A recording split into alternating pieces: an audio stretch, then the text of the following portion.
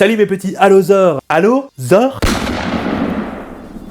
Aujourd'hui, on va s'intéresser aux études scientifiques sur l'ASMR, cette sensation toute particulière que tout le monde n'expérimente pas.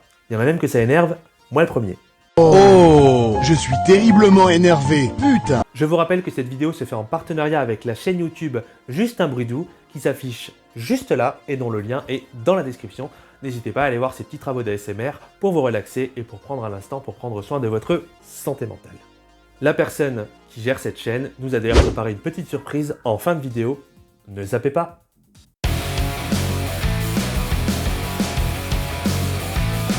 ASMR vient de l'anglais Autonomous Sensory Meridian Response. J'ai probablement tué une dizaine d'anglophones. On peut traduire ça en français par réponse autonome sensorielle culminante. Ou RASC, c'est quand même vachement moins classe.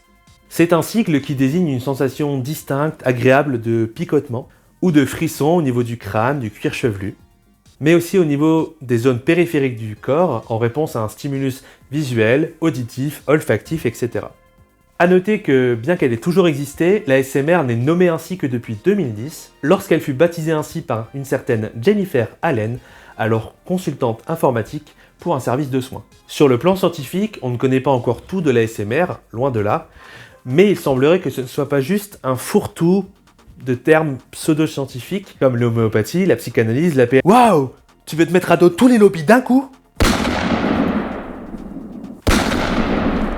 Bref, le nombre d'études explose depuis la dernière décennie pour tenter de percer le mystère de l'ASMR. Quel effet au final a cette sensation sur notre physiologie, notre santé mentale ou encore la connectivité de nos neurones? On va voir ça tout de suite.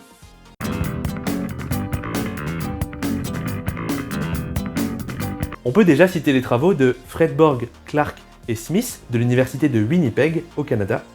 Ils ont pu évaluer en 2017 quels étaient les traits de personnalité qui étaient le plus associés au fait d'apprécier l'ASMR, et ils ont remarqué que l'ouverture à l'expérience et le névrotisme sont ce qui ressort le plus, alors qu'à l'inverse, agréabilité, caractère consciencieux et extraversion se retrouvent moins que chez les sujets qui n'apprécient pas l'ASMR. Ils ont ensuite essayé de classer les stimuli qui procurent les sensations les plus intenses: murmure, simulation de coupe de cheveux, tapping, scratching. On retrouve un peu plus loin des personnes qui peignent ou qui ouvrent des boîtes par exemple. Dans une autre étude en 2018, l'équipe a aussi constaté qu'il y avait des similarités, des points communs entre l'ASMR d'un côté et la mindfulness de l'autre. La mindfulness, bien sûr, c'est la méditation de pleine conscience. On retrouve notamment des similitudes au niveau attentionnel, de la concentration, mais aussi au niveau du fait d'être attiré par des expériences conscientes de son propre corps. L'ASMR va alors être utilisé comme moyen de relaxation ou pour combattre des symptômes anxieux ou dépressifs. On a ensuite les travaux d'Emma Barat et de Nick Davis des universités de Manchester, Oxford et Sunderland, au Royaume-Uni donc. Ils ont pu remarquer chez les participants une amélioration temporaire des symptômes dépressifs, mais aussi des symptômes de douleurs chroniques. Dans leur étude, 80% des participants et participantes rapportent un effet positif sur l'humeur de la pratique de l'ASMR. A noter d'ailleurs, chose importante, que les personnes qui ont un score plus élevé à la BDI, donc c'est la Beck Depression Inventory, une échelle qui permet de mesurer l'intensité potentielle d'une dépression, les personnes ayant un score plus élevé obtiennent plus de bénéfices de l'ASMR que les autres. Barat et Davis ont également demandé aux participants qu'est-ce qu'ils recherchaient, pourquoi est-ce qu'ils pratiquaient l'ASMR, et sans surprise, ce qui arrive en premier est la relaxation chez 98% des participants et participantes. On retrouve ensuite l'aide pour s'endormir et la réduction du stress. 2 ans plus tard, en 2017 donc, la même équipe a poursuivi ses études sur le sujet. Ils ont été chercher quels stimuli, quels événements sont les plus efficaces pour déclencher l'ASMR, donc cette fameuse réaction de frisson à travers le cuir chevelu, etc. Les personnes considéraient en général que le fait d'avoir 2 déclencheurs dans une vidéo ASMR était optimal. La majorité a également parlé d'une durée de vidéo de 1 à 10 minutes pour être optimale, et aussi la nécessité d'une ambiance chaleureuse, relaxante, joyeuse. Ils ont également pu explorer qu'est-ce qui ne fonctionnait pas, qu'est-ce qui n'enclenchait pas, qui rebutait les personnes qui pratiquaient l'ASMR, et on y retrouve le fait qu'un script soit préparé, donc que la personne ne sente pas de spontanéité, ou encore, ça paraît logique, une mauvaise qualité de son.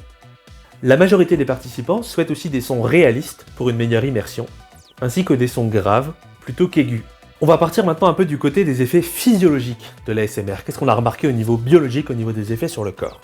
En 2020, une étude a démontré que les personnes qui expérimentent l'ASMR vont avoir une connectivité moindre au niveau cérébral, au niveau du réseau par défaut.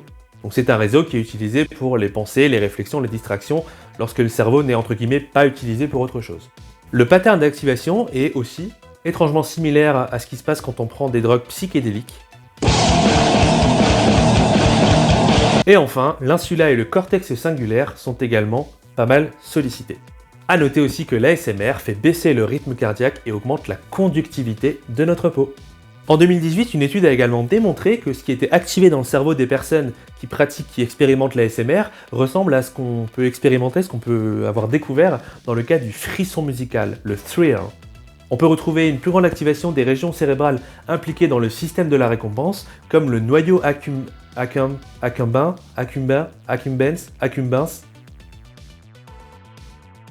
mais aussi une activation des régions liées à l'activation émotionnelle, et on retrouve ici l'insula. En 2018, une autre équipe évoque le fait que l'ASMR pourrait permettre de comprendre les réactions aux émotions complexes, et donc une meilleure compréhension du fonctionnement de l'être humain dans ce cadre-là. Et petite parenthèse, contrairement aux idées reçues, l'ASMR ne procure pas d'excitation sexuelle et n'a de base absolument rien à voir avec cet aspect-là. Le sexe c'est trop bien. Et on retrouve encore un lien dans une autre étude avec la mindfulness, donc ASMR d'un côté et mindfulness de l'autre, qui tous deux permettent de prêter attention aux stimuli internes et externes avec une attitude d'acceptation et d'absence de jugement. Utiliser l'ASMR pourrait ainsi aider à réduire la souffrance psychologique et améliorer le bien-être des personnes qui pratiqueraient.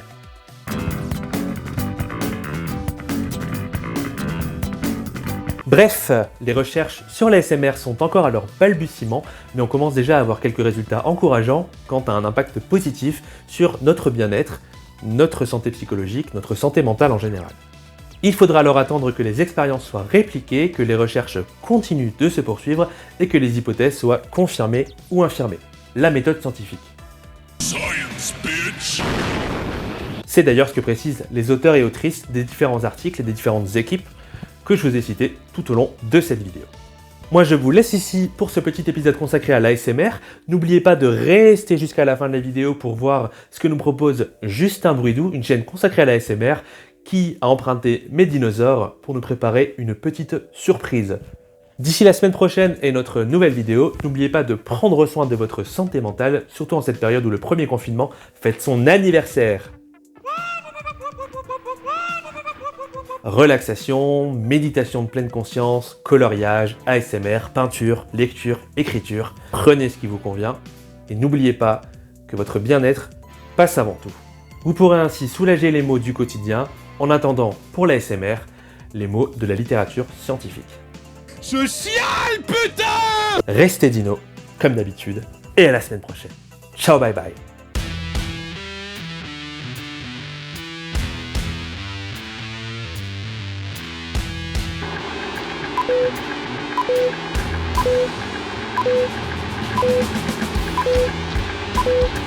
Thank you.